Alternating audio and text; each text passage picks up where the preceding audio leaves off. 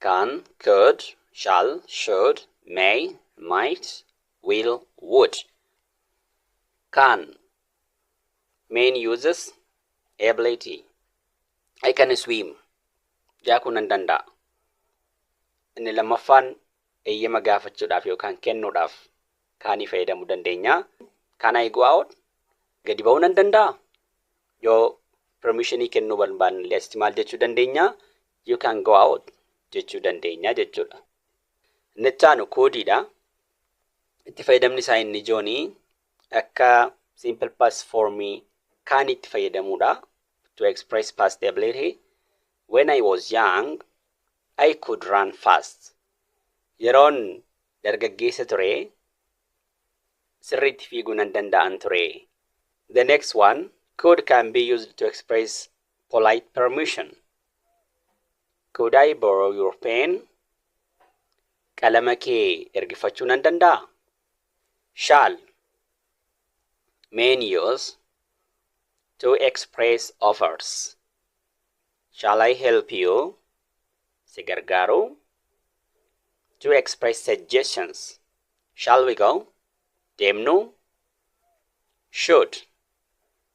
To ask or to grant advice. You should study more.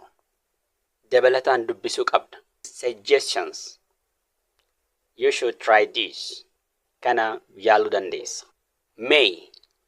Main uses to ask for or to grant permission. Eeyyama gaafachuuf yookaan eeyyama kennuudhaaf may fayyadamuu dandeenya. May I leave the room? Kutaa kana gadhiisuu nan danda'a. Eeyyamuu yoo barbaanne, we can say you may leave or you may leave the room. Inni itti aanu wishes. May you live long. Umurii dheeraan siif hawwa. The next is might. Main uses itti fayyadamni isaa inni ijoon to express possibility when it is less certain than may. Wanti kun ta'uu danda'a jennee kan nuti yaadnu carraan isaa baay'ee gadi bu'aa yoo ta'e maytiidhaan ibsuu dandeenya jechuudha. Fakkeenyaaf he might come later. Inni booda dhufuu danda'a. Carraan dhufuu isaatii garuu baay'ee gadi bu'aa ta'uu kan agarsiisu mightii fayyadamaa jirra jechuudha. Inni itti aanu is will. Main uses to express future action. I will travel tomorrow. Boran imala. Predictions. Tilmaama gara fuulduraa. Prices will increase.